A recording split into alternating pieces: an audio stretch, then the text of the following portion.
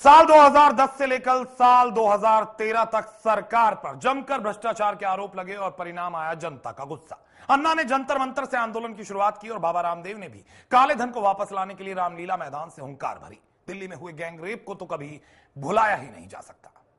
का आंदोलन 4 दशकों से धूल फांक रहे लोकपाल बिल को पास कराने की मांग के साथ साल 2011 की शुरुआत में अन्ना हजारे ने मुहिम शुरू की।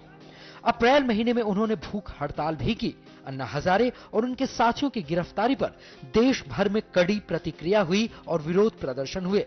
दरअसल देश में भ्रष्टाचार इतना बढ़ चुका था और लोग इतना परेशान हो चुके थे, तभी अन्ना हजारे में उन्हें उम्मीद की किरण दिखाई दी और वो उनके पीछे एकजुट हो गए। ये आंदोलन देश का सबसे बड़ा आंदोलन रहा। बाबा रामदेव का आंदोलन। अन्ना हजारे के बाद देश के सबसे बड़े योग गुरु बाबा रामदेव ने रामलीला मैदान पर आंदोलन किया। इस आंदोलन का मुख्य मुद्दा काले धन और भ्रष्टाचार के खिलाफ था। बाबा रामदेव ने इस आंदोलन के जरिए सरकार को हिला दिया था।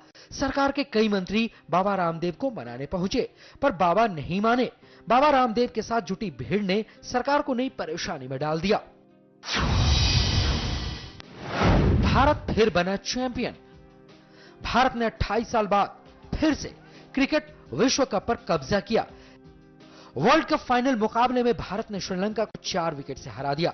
भारतीय क्रिकेट टीम के कप्तान महेंद्र सिंह धोनी ने छक्का मारकर क्रिकेट विश्व कप भारत के नाम किया। भारतीय क्रिकेट कंट्रोल बोर्ड ने टीम के सभी खिलाड़ियों को 1-1 करोड़ रुपए और चयनकर्ताओं को 25-25 लाख रुपए देने का ऐलान किया। लंदन ओलंपिक में भारत। लंदन ओलंपिक 2012 की पदक तालिका में भारत का 55वां स्थान रहा। भारत की ओर से सबसे ज्यादा 81 एथलीटों ने लंदन ओलंपिक 2012 में भाग लिया। भारत को लंदन ओलंपिक में कुल 6 पदक मिले। बीजिंग ओलंपिक 2008 में भारत को 3 पदक मिले थे। इसी सफलता को आगे बढ़ाते हुए भारत ने लंदन ओलंपिक में कुश्ती में 2, शूटिंग में 2, बैडमिंटन में 1 और बॉक्सिंग में 1 पदक हासिल किया। बाल ठाकरे का निधन। साल 2012 में महाराष्ट्र की सबसे दमदार राजनीतिक पार्टी शिवसेना के प्रमुख बाल ठाकरे का उनके निवास स्थान मातोश्री में निधन हो गया। उन्हें फेफड़ों से संबंधित बीमारी थी, जिसके चलते उन्हें कई बार लीलावती अस्पताल में भर्ती भी करवाया गया था। दिल्ली गैंगरेप मामला। 16 दिसंबर को दिल्ली में हुए गैंगरेप की घटना ने पूरे देश को हिलाकर रख दिया। इस घटना के बाद पूरे देश की जनता में गुस्सा फूट पड़ा। दिल्ली की सड़कों से लेकर इंडिया गेट तक आम जनता इंसाफ की मांग कर रही थी, तो पूरे देश में आरोपियों को फांसी की सजा देने की मांग की गई। अन्ना और बाबा रामदेव के आंदोलन के बाद इस घटना पर पीड़ित को इंसाफ दिलाने के लिए सबसे ज्यादा जनता एकजुट हुई थी। Bureau report, MH1 news. और 2013 से लेकर 15 अगस्त 2014 यानी कि आज तक क्या कुछ हमारे देश ने किया हासिल, वो भी एक बार देख लेते हैं।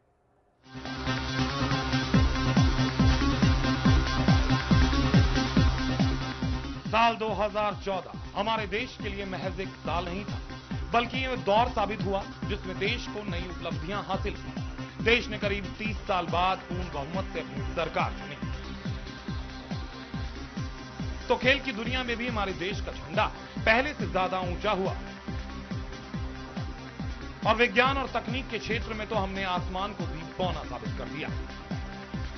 देश को मिला नया प्रधानमंत्री। दुनिया के सबसे बड़े लोकतांत्रिक देश में आम चुनाव हुए और दुनिया भर की नजर हिंदुस्तान पर थी। देश का हर मतदाता इस बात को जानता और समझता था। शायद इसकी यही वजह रही कि इस बार देश ने स्पष्ट जनादेश दिया और दुनिया को दिखा दिया कि हम तमाम समस्याओं के बावजूद लोकतांत्रिक प्रक्रिया के माध्यम से ही अपनी आशाओं और आकांक्षाओं की पूर्ति करने की कामना रखते हैं। मई में संपन्न हुए चुनाव में 81 करोड़ मतदाताओं ने नए सांसदों को चुनकर 16वीं लोकसभा का गठन किया। लोकसभा की कुल 543 सीटों में से 336 सीटें एनडीए ने हासिल कर स्पष्ट बहुमत की सरकार बनाई और इसी के साथ गुजरात के मुख्यमंत्री से नरेंद्र मोदी ने देश के 15वें प्रधानमंत्री तक का सफर तय किया।